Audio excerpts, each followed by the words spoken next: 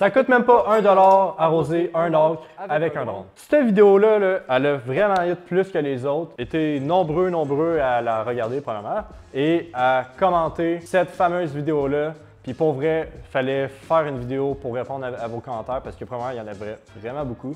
J'ai même pas eu le temps de toutes les regarder. Puis il y avait vraiment des bonnes questions, puis il y en avait beaucoup aussi que c'était un peu du n'importe quoi.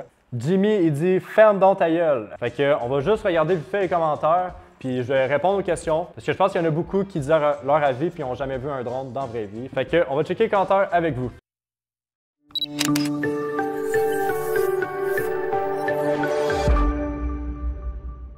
Je pense qu'on a eu environ pour 150 000 vues et plus à travers toutes nos plateformes. Fait que c'était vraiment insane. Premièrement, ça monte un peu l'intérêt. Puis je parlais des prix pour combien ça coûte à arroser avec un drone par arc et l'automotrice. Effectivement, je le dis tout de suite, il y a beaucoup de calculs à faire. On a fait ça un peu rapidement, puis c'était juste pour en parler brièvement, puis il n'y avait rien d'officiel là-dedans. Cette vidéo-là, on l'a quand même faite rapidement. Il y a beaucoup de calculs à faire. On a comme projet de vraiment calculer combien ça coûte à l'acre, puis comparer ça avec les tracteurs. Puis, chaque tracteur avec un arroseur freiné puis une automotrice, c'est différent. Fait que oui, il y a beaucoup de calculs à faire. En fait, c'est juste pour partager un peu nos idées, puis avec nos connaissances qu'on a eues. Je pense qu'on est vraiment la référence au Québec pour ces drones-là. On a le plus d'heures de travail avec ces drones-là. Sur ça, là, on va checker un peu les commentaires. Fait que ici, on a Jonathan qui dit « Je ne connais pas le drone ni l'agriculteur, mais me semble que tu dois le remplir souvent le réservoir du drone, à moins d'avoir un drone de la grosseur d'un Boeing. » Peut-être une coupe de fautes là-dedans, mais c'est pas grave. Dans le fond, le T50, il y a 40 litres qui rentrent dans le drone. Quand on met des produits, on va concentrer les produits. C'est sûr qu'on va pas arroser avec les mêmes doses qu'un automotrice ou un tracteur traîné. Le drone, ça va prendre environ 5-6 minutes faire l'aller-retour ou se vider avec l'aller-retour. Donc oui, on va le remplir aux 5-6 minutes. Généralement, nous, on arrose à 10-12 litres à l'acre. Fait que 40 litres, faites le calcul, je pense être capable. 10 litres à l'acre, on va faire 4 acres aux 5-6 minutes avec le drone. Ça prend 5-6 minutes avec l'aller-retour.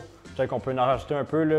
On est à plus que 25 acres à l'heure à arroser avec le drone. Là. Ça revient environ à 30-35, mais on doit des fois déplacer tout l'équipement. Fait que vraiment, à la fin de la journée, on est capable de faire 25 acres à l'heure sans problème. Pas besoin d'avoir un Boeing pour faire ça. Ensuite, Samuel qui dit « C'est quoi le rayon d'action d'un drone d'épandage? » On est environ entre 7 et 8 mètres. Sûr, c'est moins large qu'une automotrice. Ça, je contredis pas ça pas tout.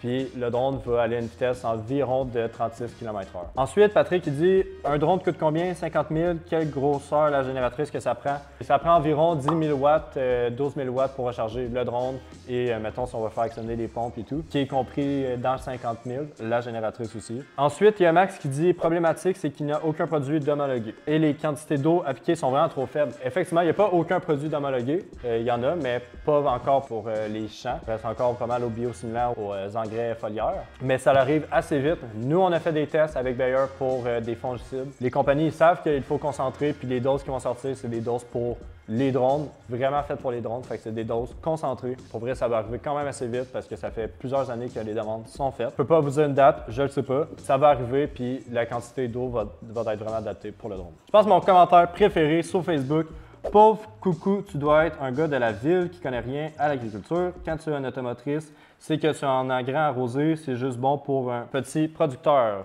Pitoyable cette vidéo. » Ben, guess what, Dominique? Comme je t'ai dit en commentaire, j'habite sur une ferme laitière, fait que je m'y connais assez bien en agriculture. Mon père a une ferme laitière d'environ 115 kg de quota. Fait que non, je viens pas de la ville, je connais assez bien l'agriculture, puis comme que je dis, avec un drone, on peut arroser environ et plus que 25 acres à l'heure. Oui, tu vas arroser plus avec l'automotrice en 1 heure, mais ça, c'est si toutes les conditions sont parfaites, tu vas faire la compaction no matter what avec l'automotrice. En plus, il y a tout plein d'erreurs pour vrai, fait que peut-être à regarder un peu ton écriture, Dominique. Sébastien qui dit « Un automotrice comme dans tes vidéos peut sortir 100 à 150 acres à l'heure, tu es très loin de ça avec le drone. » Bien, effectivement, j'ai jamais dit que l'automotrice va faire moins d'acres à l'heure qu'un drone, puis c'est pas ça mon point. L'automotrice va en faire plus. Si tu as beaucoup de terre, évidemment, c'est quasiment une nécessité d'avoir une automotrice. Mais tu sais, si tu as beaucoup de terre, puis mettons, tu prends 2 drones, tu fais 50 acres à l'heure avec tes 2 drones, tu vas encore en faire moins de l'automotrice, mais le jour là, que ton champ va être mouillé pendant 2 semaines, comment tu vas être bien heureux d'avoir des drones puis que tu n'auras aucun problème à les sortir et traiter ton champ sans faire de compaction. Jimmy, il dit « Ferme donc ta gueule ». Hey, ça c'est bon, là. Ça a l'air, tu sais, ça c'est le gars là, qui est sur son ordi et qui n'a rien à faire de sa vie puis qui est prêt à garantir qu'il n'a jamais vu un drone de sa vie.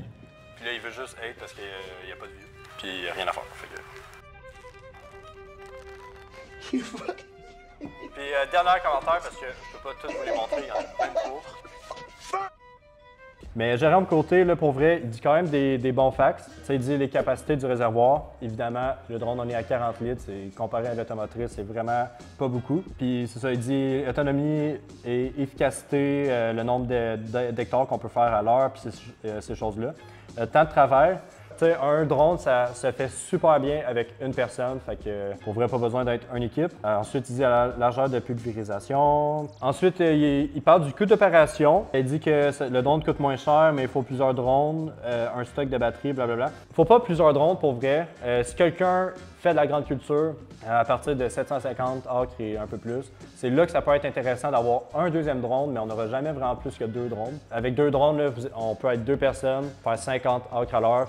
Puis les drones peuvent marcher la nuit aussi. Fait que pour vrai, tu peux en faire beaucoup en une journée. Il dit à grande échelle, ça coûte moins cher une automotrice, mais j'ai pas les vrais chiffres. Faut faire les calculs pour ça, mais je suis prêt à garantir que ça va coûter moins cher avoir un drone puis faire l'entretien d'un drone. Conclusion, il dit les drones agricoles, c'est parfait pour des applications ciblées.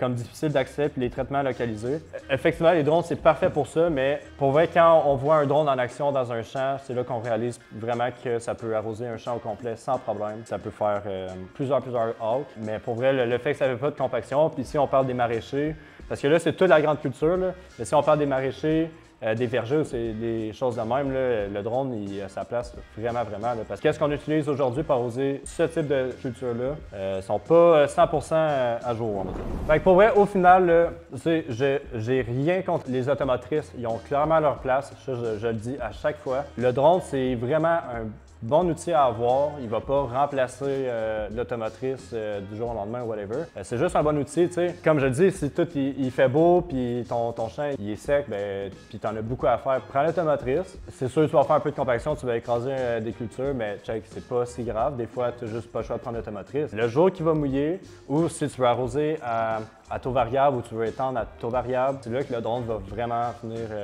montrer ses avantages. Puis c'est efficace. Pour vrai, le monde qui dit que ça ne l'est pas, c'est parce que vous n'avez jamais vraiment vu un drone en tant que tel. C'est vraiment les deux, ils vont bien ensemble. Deux bons outils à avoir dans notre garage.